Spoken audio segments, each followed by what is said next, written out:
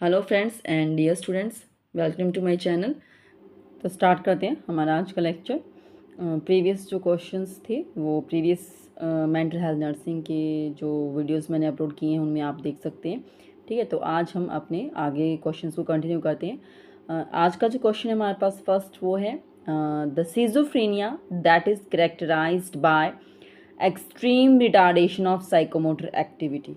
ठीक है, तो सीजोफ्रेनिया के ही ये टाइप्स हैं और हमें बताना है कि कौन सा जो सीजोफ्रेनिया है which is mostly characterised on the basis of their is a extreme retardation of the psychomotor activity. ठीक है, तो साइको मोटर जो एक्टिविटी है इंडिविजुअल का वो अच्छे से उसकी बॉडी जो है वो परफॉर्म नहीं कर पा रही है। ठीक है, तो वो हमें यहाँ पर बताना है। तो ऑप्शंस हैं हमारे पास hebephrenic schizophrenia, stuporous catatonic schizophrenia, paranoid schizophrenia and latent schizophrenia. ठीक है, तो हेबीफ्रेनिक सीजोफ्रेनिया तो हमने कल भी डिस्कस किया था कि यहाँ पर जो इंडिविजुअल होता है उसका जो बिहेवियर इस तरीके का होता है कि वो अपना सेल्फ केयर तो बिल्कुल नहीं करता। ठीक है, उसकी सेल्फ केयर नहीं होती है, उसका हाइजीन प्रॉपर्ली मेंटेन करके नहीं रखता है। ठीक है, और उसका सोशल और जिसका ऑक्यूपेशनल फंक्शनिंग है वो भी अच्छे से नहीं होती है। ठीक है, तो ना अपना ध्यान रखता है ना सोसाइटी में अच्छे से रहता है। ठीक है, तो that is the type of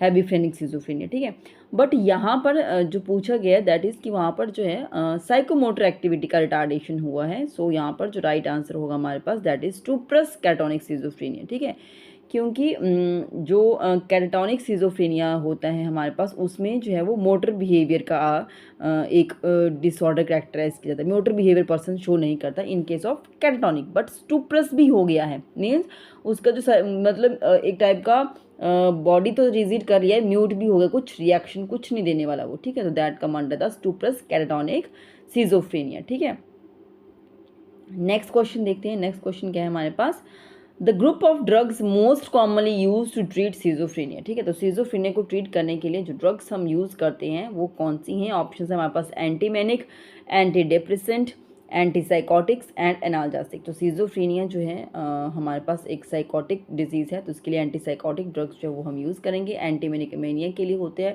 ये डिप्रेशन के लिए होंगी, और ये तो पेन किलर जिसको हम कहते हैं, तो एनाल्जेसिक्स पेन को जो है वो कम करने के लिए। ठीक है, तो नेक्स्ट चलते हैं। नेक्स्ट क्वेश्चन क्या है हमारे पास, in following which is not a feature of manic episode. ठीक है, मैनिक एपिसोड का फीचर वो नहीं है, बाकी सब होंगे। ठीक है, तो देखते हैं यहाँ पर क्या क्या जो है वो मेनिया के फीचर्स हैं और कौन सा नहीं है। एलिवेटेड एंड एक्सपेंसिव मूड, वो तो सबको पता है। ठीक है, कि मूड एलिवेशन की बात जहाँ पर भी हो जाती है मीन्स वो मेनिया, वहाँ मूड मीन्स मेनिया। ठीक है, तो मूड एलिवेशन हो रहा है तो ये मेनिया के एपिसोड में आ जाएगा। ठीक है, पेशेंट बिकम्स मोर टॉकेटिव। ठीक है, तो बहुत ज़्यादा बातें करने वाला है तो वो भी इसमें ही आएगा। ठीक है, और डिल्यूजन ऑफ ग्रैंड्योर, ग्रैंड्योर भी जो है वो एक हमारे पास जो मेनिया की जो स्टेजेस होती हैं उसमें एक टाइप में ये ग्रैंडियोसिटी तो मस्ट है। ठीक है, तो वो भी इसमें आ गया। तो क्या नहीं होता है? ठीक है, मेनिक का जो एपिसोड जो पेशेंट जो होते हैं मेनिया के, ठीक है, तो उनमें कौन सी चीज़ आपको देखने को नहीं मिलती है? That is reduced level of psychomotor activity. ठीक है, तो साइकोमोटर एक्टिविटी वो ज़्यादा शो नहीं करते हैं। तो ऐसा तो नहीं होता, मेनिया वाले पेशेंट तो बहुत टॉकेटिव होते हैं, बहुत उनका मूड एलिवेट होता है, बहुत ज़्यादा एक्टिव वो होते हैं। ठीक है, तो ये यहाँ पर नहीं होगा फीचर ऑफ मैनिक एपिसोड। आगे देखते हैं, in following which is a feature of depressive episode. ठीक है, वहाँ पर पूछा था कि मेनिक का जो एपिसोड है उसका फीचर नहीं है, तो वो हमने बताया। अभी यहाँ पूछ रहे हैं डिप्रेसिव जो एपिसोड है उसका फीचर क्या है। ठीक है, वो बताना है इन सब में से। तो ऑप्शंस है हमारे पास एलिवेटेड एंड एक्सपेंसिव मूड, कौन सा ऐसा डिप्रेशन का पेशेंट है जिसका मूड एलिवेट होता है, तो ये भी नहीं आएगा। पेशेंट बिकम्स मोर टॉकेटिव, उनकी तो बात करने का मन नहीं करता। ग्रैंडियोसिटी तो कभी होगी ही नहीं। ठीक है, तो यहाँ पर जो right answer that is the reduce level of psychomotor activity. ठीक है, तो नेक्स्ट देखिए, नेक्स्ट क्वेश्चन क्या है हमारे पास, stage of mania which is characterised by intense sense of happiness. ठीक है, तो मेनिया की स्टेजेस हमारे पास होती हैं। ठीक है, जो ये नाम यहाँ पर मेंशन किए गए हैं, यूफोरिया, इलेशन, एक्टसी एंड एक्सल्टेशन। ठीक है, तो ये जैसे ये यहाँ पे है वैसे ही ये स्टेजेस हैं। ठीक है, ये फर्स्ट स्टेज होती है, then second stage, then third stage, then fourth stage, ये ऐसे ही हैं। ठीक है, तो यहाँ पे हमें बताना है कि ऐसी कौन सी स्टेज है जिसमें जो है there is a intense sense of happiness जिसमें देखने को मिलेगा। ठीक है, intense sense of happiness, sorry, ये मैंने थोड़ा सा यहाँ पर इसको, ये जो है यूफोरिया जो है वो फर्स्ट स्टेज होती है, then elation is the second stage, ये exaltation is the third, and ecstasy is the fourth stage. ठीक है, तो यहाँ पर पूछ रहे हैं इंटेंस सेंस ऑफ जो हैप्पीनेस है दैट कम अंडर द जो एक्टसीज जो स्टेज है हमारी इसमें। ठीक है, तो यहाँ पर जो है वो एक इंटेंस सेंस ऑफ हैप्पीनेस जो है वो पर्सन फील करते हैं। ठीक है, नेक्स्ट देखिए, नेक्स्ट क्वेश्चन क्या है हमारे पास, stage of mania in which there is a severe elevation of mood with delusion of grandeur. ठीक है, तो यहाँ पर क्या है, सीवियर मूड तो एलिवेट हुआ है, बट साथ में क्या है, ग्रैंडिसिटी का जो डिल्यूजन है वो भी एक इंडिविजुअल शो करता है। तो वो किस में देखने को हमें मिलेगा, that come under the stage exaltation. ठीक है, तो एक्सिल्टेशन स्टेज में जो है वो इंडिविजुअल को डिल्यूजन ऑफ ग्रैंड्योर देखने को मिलता है along with the elevation of mood. ठीक है, तो यहाँ पर आप देख सकते हैं स्टेजेस ऑफ मेनिया या स्टेजेस ऑफ एलिवेटेड मूड।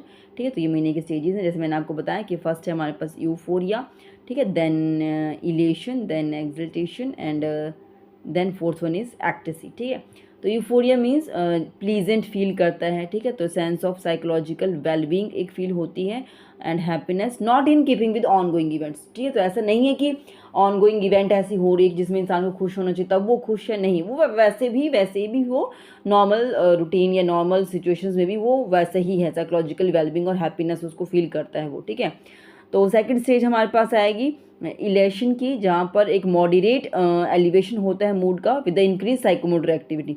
तो मूड तो एलिवेट हुआ है, बट उसके साथ साथ क्या हो रहा है, उसकी साइकोमोटर एक्टिविटी भी इंक्रीज हो चुकी है। देन हमारे पास है थर्ड स्टेज एक्सिल्टेशन, जहाँ पर इंटेंस जो है वो एलिवेशन हुआ है मूड का with the delusion of grandeur. ठीक है, तो डिल्यूजन ऑफ ग्रैंडिसिटी जो है वो हमारे पास थर्ड स्टेज पे देखने को मिलेगी। देन एक्सटेसी, तो जो हमारे पास एक्सटेसी जो स्टेज है फोर्थ स्टेज, यहाँ पर सीवियर एलिवेशन ऑफ मूड होता है, intense sense of rupture of blissfulness. ठीक है, तो यहाँ पर जो है वो सीवियर एलिवेशन ऑफ मूड तो होगा, बट यहाँ पर जो डिल्यूजन ऑफ ग्रैंडिसिटी है वो तो हमारे पास जो है वो एक्सल्टेशन में ही देखने को मिल जाता है। ठीक है, तो this is the all about the stages के बारे में जो बताया गया है। ठीक है, नेक्स्ट देखते हैं, next question,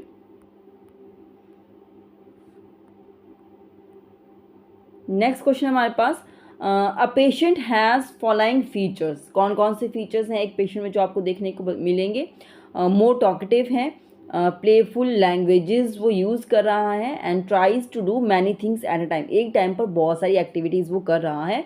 so that person is suffering from, तो आप क्या कहेंगे कि वो पर्सन जो है उसे क्या प्रॉब्लम है।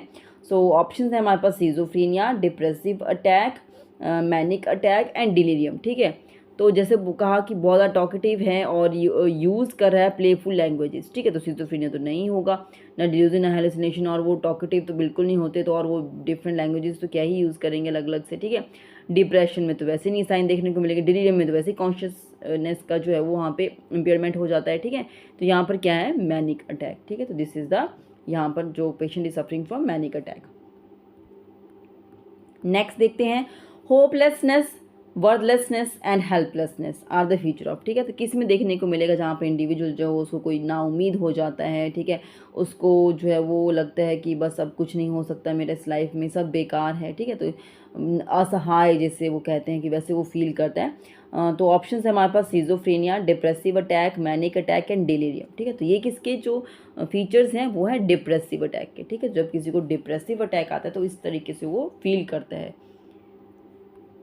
नेक्स्ट क्वेश्चन है, loss of interest in almost all activities. ठीक है, जितनी भी एक्टिविटीज़ है उन सब में उसका इंटरेस्ट ना के बराबर है, बिल्कुल कम हो चुका है। डिल्यूजन ऑफ निहिलिज्म है। ठीक है, कि उसको बिलीव बन चुका है कि ये दुनिया में कोई उसका अपना नहीं है, सब बेकार है। ठीक है, एंड डिल्यूजन ऑफ पॉवर्टी उसको फील हो रही है। तो इस टाइप के सिम्टम वो किस में देखने को मिलेंगे, तो ऑप्शन है हमारे पास schizophrenia, depressive attack, manic attack, and delirium. ठीक है, तो again the answer is depressive attack. आगे चलते हैं हमारे नेक्स्ट क्वेश्चन की तरफ, following are the clinical features of depressive attack. ठीक है, तो डिप्रेसिव अटैक के जो फीचर्स हैं बाकी सभी हैं एक्सेप्ट किसी एक के। ठीक है, तो यहाँ पर जो है ऑप्शंस है हमारे पास, option A reduced PMA and delusion of guilt, then suicidal ideas and delusion of grandiosity. ठीक है, तो यहाँ पर जो है फीचर्स पूछे गए हैं डिप्रेसिव अटैक के। ठीक है, सभी हैं बट एक जो है वो नहीं है यहाँ पर, तो वो हमें यहाँ पर बताना है। ठीक है, तो आप देखिए यहाँ पर जो राइट आंसर है that is the right answer is the option D. ठीक है, डिल्यूजन ऑफ ग्रैंडिसिटी। ठीक है, क्योंकि ये जो है वो मेनिया का फीचर है, बाकी सभी जो हैं वो दो ज़्यादा फीचर्स ऑफ ये डिप्रेशन के फीचर्स हैं। ठीक है, चलिए आगे देखते हैं हमारे नेक्स्ट क्वेश्चन की तरफ। इन following which is a symptom of manic attack. ठीक है, तो अभी जैसे मैंने कहा कि वहाँ पर जो थे वो डिप्रेशन के सब चीज़ें शो की गई थी, features of depressive attack except किसी एक के, और यहाँ पर पूछ रहे हैं in following which is a symptom of manic attack, तो यहाँ मैनिक अटैक का हमें फीचर बताना है। ठीक है, तो ऑप्शन है हमारे पास delusion of nihilism, hopelessness, depressed mood and increased PMA। ठीक है, तो यहाँ पर क्या है हमारे पास, जो राइट आंसर है that is the increased PMA। ठीक है, तो ये जो है जो हमारे पास फीचर है मैनिक अटैक का। ठीक है, तो यहाँ पर अगर ये डिक्रीज हो जाता है तो that consider the delusion of guilt and suicidal ideas, और उस टाइप के फीचर्स हमारे पास देखने को मिलेंगे। नेक्स्ट क्वेश्चन देखते हैं। In following which is a good prognostic factor in mood disorder. ठीक है, तो मूड डिसऑर्डर को आइडेंटिफाई करने के लिए मूड डिसऑर्डर का जो एक प्रोग्नोस्टिक फैक्टर है, ठीक है, वो हमें क्या देखने को मिलेगा। सो यहाँ पर है एक्यूट और अब्रप्ट ऑनसेट, जो उसका ऑनसेट है वो अब एक्यूट और अब्रप्ट हो चुका है, कभी कभी उसको उस टाइप का ऑनसेट होता है। ठीक है, well adjusted pre morbid personality उसकी हो चुकी है। ठीक है, और जो क्लिनिकल फीचर्स हैं वो भी अभी थोड़ा उसमें इम्प्रूवमेंट हो रही है। ठीक है, सो यहाँ पर जो राइट आंसर है that is the all of the above. ठीक है, तो अगर हमें लगता है कि कोई मूड डिसऑर्डर का इंडिविजुअल है, वो उसके अगर हमें देखना है कि उसका कितना कंडीशन इम्प्रूव हो रही है, तो उसका जो गुड प्रोग्नोस्टिक फैक्टर्स में जो चीज़ें आएंगी वो ये सभी आएंगी। ठीक है, आगे चलते हैं नेक्स्ट क्वेश्चन की तरफ। इन following which is not a poor prognostic factor in mood disorder. ठीक है, तो अभी ये इनमें से पूछ रहे हैं कि कौन सा एक जो है वो पुअर प्रोग्नोस्टिक फैक्टर नहीं है मूड डिसऑर्डर का, बाकी सभी होंगे। ठीक है, तो यहाँ पर देखिए हमारे पास ऑप्शंस हैं comorbid medical disorder, unfavourable early environment and marked hypochondriacal features and typical clinical features. ठीक है, तो यहाँ पर जो राइट आंसर है हमारे पास that is option D, typical clinical feature, क्योंकि प्रेजेंस जो होती है टिपिकल क्लिनिकल फीचर्स की उसे हम कंसीडर करते हैं as a good prognostic factors in mood disorders. ठीक है, और जो बाकी जो ऑप्शंस हैं हमारे पास those are poor prognostic factors. ठीक है, तो आगे चलिए आगे देखते हैं नेक्स्ट क्वेश्चन की तरफ। The psychiatric disorder manifested by repeated episodes of mania and depression in the same patient at different time। ठीक है, तो अभी सेम पेशेंट है बट उसमें कुछ कुछ टाइम के बाद जो है वो हमें उसको में रैपिटेड एपिसोड्स जो है वो मेनिया और डिप्रेशन के देखने को मिल रहे हैं। ठीक है, तो हम उसमें क्या कहेंगे कि उसको क्या प्रॉब्लम है। तो ऑप्शंस है हमारे पास परसिस्टेंट मूड डिसऑर्डर है उसको, बाइपोलर मूड डिसऑर्डर है, रिकरेंट डिप्रेसिव डिसऑर्डर है, या हैबीफ्रेनिक सिजोफ्रेनिया है। ठीक है, तो यहाँ पर उसको क्या है, रिपीटेड एपिसोड हो रहे हैं मेनिया और डिप्रेशन दोनों, तो ये क्या हुआ बाइपोलर। ठीक है, तो उसको मेनिया भी और डिप्रेशन दोनों हो रहे हैं, तो मीन्स बाइपोलर मूड डिसऑर्डर उसमें हमें देखने को मिल रहा है। ठीक है, इन बाइपोलर मूड डिसऑर्डर जो पेशेंट होता है has repeated episode of mania and depression at the different time. ठीक है, आगे चलते हैं नेक्स्ट क्वेश्चन क्या है हमारे पास, the drug of choice for the treatment of manic episode. ठीक है, अभी मैनिक एपिसोड जो है किसी को है तो उसमें जो है वो हमें ड्रग ऑफ चॉइस क्या है हमारे पास टू ट्रीट द पेशेंट। तो यहाँ पर हमारे पास ऑप्शंस हैं हैलोपेरिडोल, CPZ। ठीक है, तो ये होता है हमारे पास कार्बामाजिपिन और लिथियम एंड इमिप्रामिन। ठीक है, तो यहाँ पर जो है the right answer is lithium. ठीक है, तो लिथियम जो है वो हमारे पास मैनिक एपिसोड का जो ड्रग ऑफ चॉइस जो है for the treatment of manic episode is the lithium. ठीक है, lithium is the drug of choice. ठीक है, तो ये क्या करता है बेसिकली, ये इंक्रीज़ करेगा हमारे पास जो है PMA को एंड डिल्यूजन ऑफ ग्रैंडिसिटी, जो टॉकेटिव एक्सेट्रा जो नेचर्स हैं इन सब में, तो वो सब थोड़ा सा उसमें इम्प्रूवमेंट आती है। ठीक है, आगे चलिए नेक्स्ट क्वेश्चन हम देखते हैं। The drug of choice for the treatment of generalized anxiety, ठीक है। अभी एंग्जाइटी किसी को हो रही है तो उसको ट्रीट करने के लिए हम क्या ड्रग देंगे, जो ड्रग ऑफ चॉइस है। फर्स्ट हमारे पास option lithium, then haloperidol, then benzodiazepine and imipramine, ठीक है। तो यहाँ पर जो राइट आंसर है दैट इज़ द बेंजोडाइजिपिन, ठीक है। लिथियम जैसे कि अभी हमने देखा कि ये मैनिक एपिसोड के लिए हमने दिया लिथियम को, और lithium is a tranquilliser drug है ये, ठीक है। तो ट्रैंक्विलाइजर ड्रग है ये, ट्रैंक्विलाइजर ड्रग। तो ये हम बेसिकली दे रहे हैं मेनिया वाले उसमें एपिसोड में। और जो हमारे पास हेलोपेरिडोल है, ठीक है, तो जो ये हेलोपेरिडोल है हमारे पास, इसको अगर जो सिज़ोफ्रेनिया के जो पेशेंट होते हैं जिनमें हेलुसिनेशन और डिल्यूजन देखने को मिलता है तो वो चीज़ों को कम करने के लिए हम देते हैं हेलोपेरिडोल। और जो हमारे पास ये तो मैंने आपको बता दिया, ठीक है।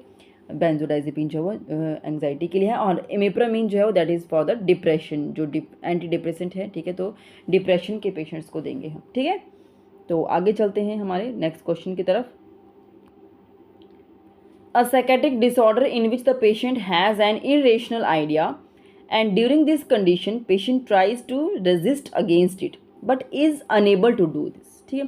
तो यहाँ पर क्या हो रहा है कि एक पेशेंट जो है उसको कोई आइडिया नहीं है कि उसका ऐसा कुछ इस तरीके से हो रहा है, ठीक है।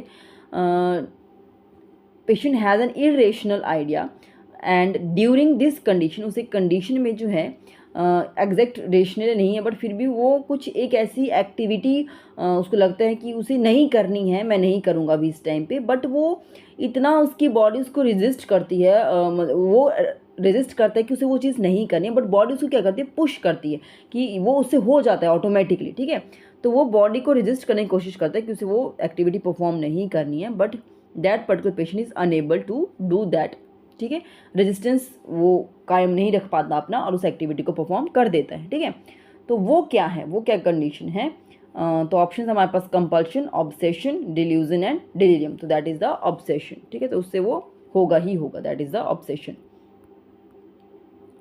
नेक्स्ट देखिए, a form of behaviour which usually follows the obsession. अभी ऑब्सेशन क्या था वो आपको समझ में आया।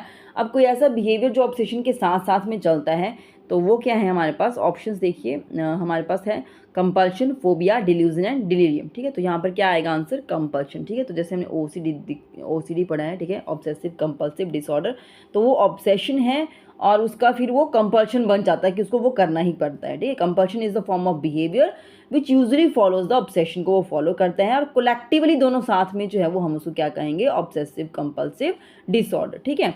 फोबिया जो है that is the neurotic disorder है, ठीक है। इरेशनल जो फियर होता है तो वो हो गया, और इरेशनल फियर एंड ये न्यूरोटिक डिसऑर्डर में आएगा, ठीक है। और हमारे पास जो है ये डिल्यूजन तो आपको पता है परसेप्शन का है, डिल्यूजन और हेलुसिनेशन, और डिलीरियम जो कॉन्शियसनेस जो है वो उसको अफेक्ट करता है, ठीक है। तो ये थे हमारे पास। आगे देखते हैं नेक्स्ट क्वेश्चन की तरफ, चलिए। A mental illness characterized by persistent preoccupation with a fear of having serious disease, ठीक है। तो एक ऐसी इलनेस जिसे हम करेक्टराइज करते हैं on the basis of what, कि एक इंडिविजुअल को परसिस्टेंटली ऐसा फील होता है कि उसको कोई ना कोई सीरियस इलनेस है। उसको लगता है कि नहीं मुझे तो कोई बहुत ही बड़ी बीमारी है, मुझे कोई प्रॉब्लम है, मेरी बॉडी कुछ ठीक नहीं है, कुछ फिट एंड फाइन मैं फील नहीं कर रहा हूँ। बीमार होते that is another thing, but her time उसको ऐसा ही फील होता रहेगा, तो उस कंडीशन को हम क्या कहेंगे। ऑप्शन है हमारे पास OCD, obsessive compulsive disorder, then phobia, then hypochondriasis and anxiety, ठीक है। तो the right answer is hypochondriasis, ये हमने पहले भी किया था। आगे चलिए नेक्स्ट क्वेश्चन क्या है हमारे पास, देखते हैं। In following which is not a neurotic type disorder, ठीक है। तो यहाँ से जो है वो आपसे पूछ रहे हैं कि कौन सा जो है वो न्यूरोटिक डिसऑर्डर जो है वो नहीं है, ठीक है। तो ऑप्शन है हमारे पास फोबिया एंड मैनिक डिप्रेसिव साइकोसिस एंड हाइपोकॉन्ड्रियासिस एंड ओसीडी, ठीक है। तो यहाँ पर जो है मैंने खुद ही आपको बता दिया ये न्यूरोटिक है, ठीक है। अभी मैंने प्रीवियस आपको बताया हाइपोकॉन्ड्रियासिस भी अगेन न्यूरोटिक डिसऑर्डर में आता है एंड ओसीडी भी न्यूरोटिक डिसऑर्डर में आता है, ठीक है। हमारे पास 2 टाइप के डिसऑर्डर्स होते हैं, साइकोटिक डिसऑर्डर, ठीक है, जिसमें हमारे पास सिजोफ्रेनिया, डिप्रेशन, मेनिया इस तरीके के आते हैं, ठीक है, जिसमें इनसाइट बेसिकली जो है वो अब्सेंट रहता है, ठीक है। और जो हमारे पास न्यूरोटिक डिसऑर्डर्स होते हैं इनमें जो है वो इनसाइट प्रेजेंट है। इनसाइट मीन्स पेशेंट को एक लेवल तक जो है वो ये खुद से पता होता है कि क्या प्रॉब्लम हो रही है बेसिकली, ठीक है। तो अगर उसको फोबिया तो वो भी उसको समझ आता है कि मुझे इस चीज़ से डर लगता है, ठीक है। अगर उसको ये बार बार बोला कि मुझे कोई प्रॉब्लम, मुझे कोई प्रॉब्लम, उसको ये भी समझ में आ रहा है कि मैं ये बोल रहा हूँ या ऐसा मुझे फील होता है, ठीक है। ओसीडी का भी उसको पता है कि चीज़ें मैं बार बार परफॉर्म कर रहा हूँ, ठीक है। बट ये जो हमारे पास मैनिक, डिप्रेसिव, साइकोटिक, ये इस टाइप की जो हमारे पास कंडीशंस होती हैं, इनमें जो है वो बेसिकली इंसाइट अब्सेंट होती है। तभी तो वो बोल रहा है कि हेलुसिनेशन उसको हो रहा है, डिल्यूजन उसको हो रहा है, ठीक है, तो इल्यूजन उसको हो रहा है, ठीक है, तो वो बोल रहा है कि नहीं मैं तो ऐसा हूँ, ग्रैंडिसिटी में जा चला गया है पेशेंट, ठीक है, तो वो नहीं मानते उन चीज़ों को, बिलीव ही नहीं कर रहे, वो वैसे ही जिसमें है वो चीज़ वैसे ही एक्सेप्ट कर रहे हैं उनको, ठीक है, तो दैट मीन्स कि वो साइकोटिक डिसऑर्डर में आएगा, ठीक है। So in following which is not a neurotic type disorder, तो 3 जो थे ये हमारे पास न्यूरोटिक में आते हैं, जो नहीं आता है that is the MDP means manic depressive साइकोसिस। सो यही था आज के लेक्चर में, मैंने आपके साथ यही क्वेश्चंस डिस्कस करने थे। ऐसे ही और क्वेश्चंस को अटेंड करने के लिए आप मेरे चैनल को सब्सक्राइब कर सकते हैं SS पीडियाट्रिक्स, और please like and share my videos, और कोई भी और आपकी क्वेरीज हो, कुछ भी क्वेश्चंस हो तो आप मुझे कमेंट कर सकते हैं। I will definitely try to give the reply to your questions. Thank you.